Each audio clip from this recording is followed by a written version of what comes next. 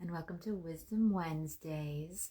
Today I am going to be talking about tattoos.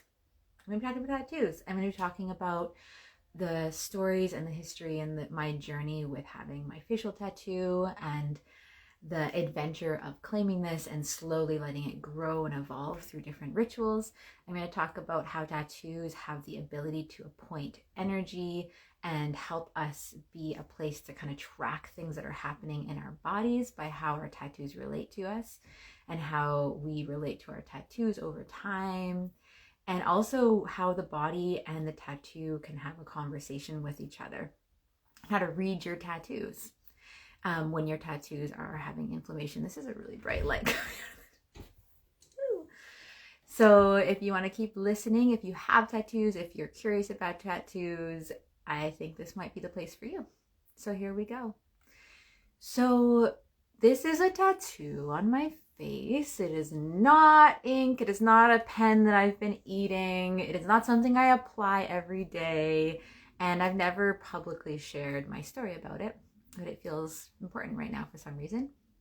So when I was about, I had always felt like I had a tattoo in my face since I was a teenager. It was kind of like almost, and I feel like in some ways it's possibly a past life where I've had facial tattoos, most likely. And so they became a part of my soul's personality and comfort, in possibly in multiple lives having facial tattoos, which would make sense for me.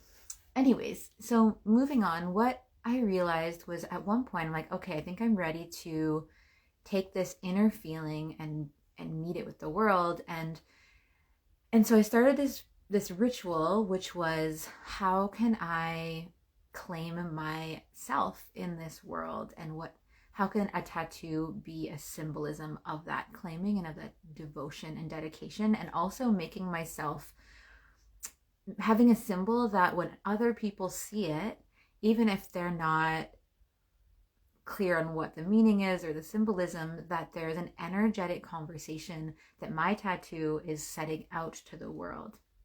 So when I was about 18 is when I started the journey of this line.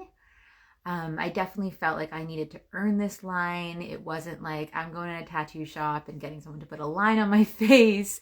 It was going to be a sequence of multiple tattoos of different rites of passages in my life.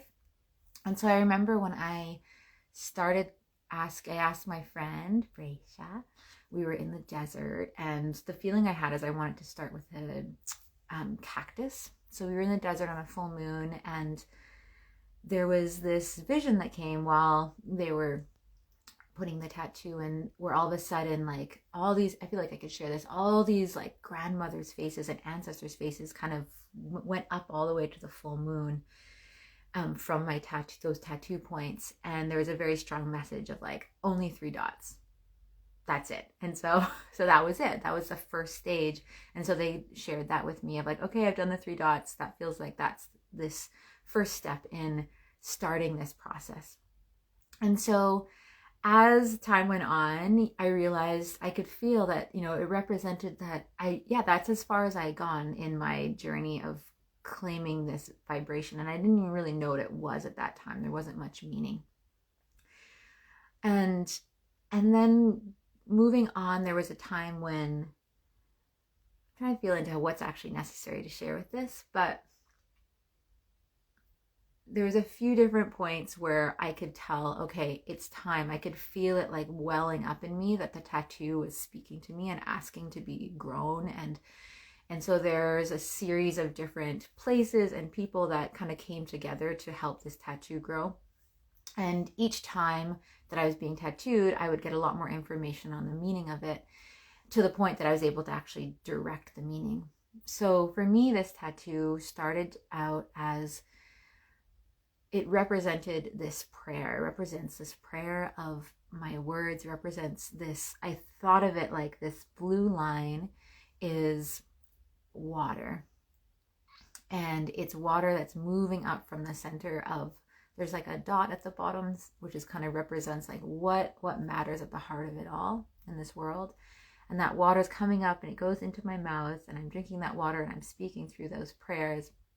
There's a lot more to it, but what I want to share that was super interesting was that at one point in my life, I was in the jungle and I really felt like I wanted to have these guardians. So I had this line forming, and I was like, I feel like I need protection. I feel like I need guardians to sit and watch my prayers and my words at this time in my life. So I ended up getting these like 2 burgundy spirals, and they represented like the nape of a guardian's nose.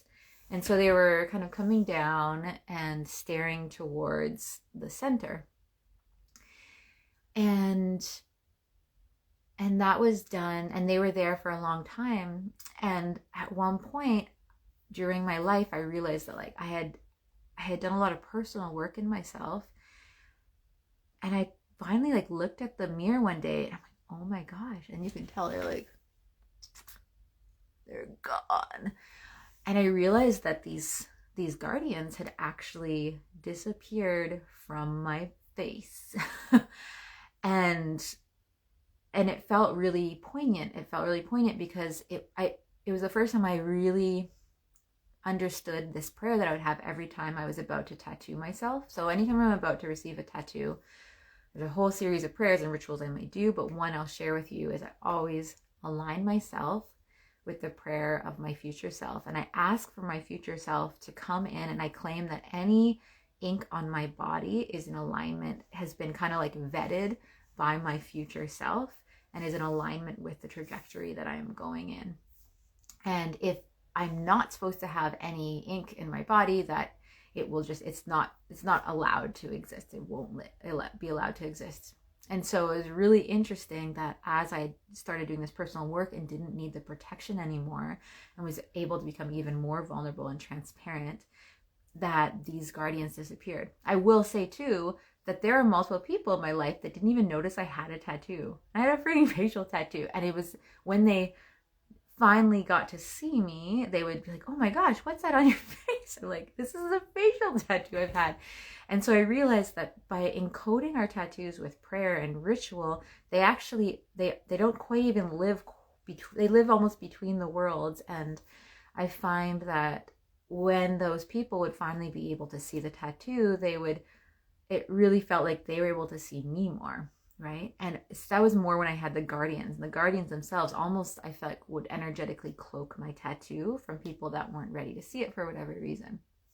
So moving on, I remember there was a point where at this point I'd had I think there's 5 different tattoo sequences. I don't feel like I'm going to share all of them on this social media platform.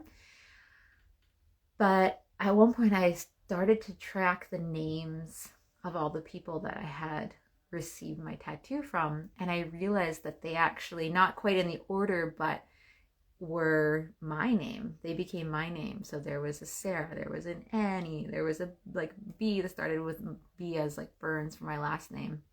I'm Sarah Ann Burns. So that was pretty cool to feel that there was literally like these different people in my life that would tattoo me, and in some way they were part of this like external reflection of this prayer of claiming myself in this way. So years later though, I will say I was like, all my tattoos were a little they weren't quite like coming together, because each person would add their dots. And there was one point in my life where I'm like, okay, I need to bring this all together. Like, I feel like energetically these parts of myself and these prayers and these stages of my life and these different initiations are a bit scattered, and they need to kind of come together. And that's when the only time I sought out a tattoo artist. And it felt really part of this prayer. It was like the only time too that, anyways. And so I went with some friends to see Philip Millick. And I'm so grateful I did, because I had this whole vision, and I like arrived and was like, okay, I think this is my vision for the tattoo. I want it to grow in this way. And I showed him this, and he was like, nope, I'm not going to do it. I'm like, what? He's like, nope. Like, and I had so much respect for him in that moment. And when I even showed him the tattoo, I was like, still with that prayer of like, I pray that whatever enters and touches my body and all my tattoos are in alignment with where my future self is going. So he became that that voice of protecting that prayer, because it happened the moment he like started looking at my face and he's like, okay, I'm not going to do that. And that's when he actually showed me, he's like, I'm going to like tattoo it into your mouth. Because at that point it wasn't going in there, and it really felt like it represented, okay, I have all this like external energy, and now I want to like bring this prayer into my body. And then he also added these like 3 dots, and they were just a way of honoring the placeholders, but also honoring, I felt like it was the different stages of growth. So for me, like the maiden, the mother, the crone, and the reverse side on more of my inner grandpa, my inner sage, my inner child, So moving on, there's a little bit about my tattoo. And over time, what I'd noticed at the beginning too, and at different stages in my life, I would be really, really uncomfortable in it. And I remember being like, oh my gosh, I'm really uncomfortable in this tattoo. It feels too much. And every time, and what I started doing was every time I had this feeling of like, oh, I'm feeling like almost like uncomfortable in my tattoo, I would use that. It was actually like an alignment barometer.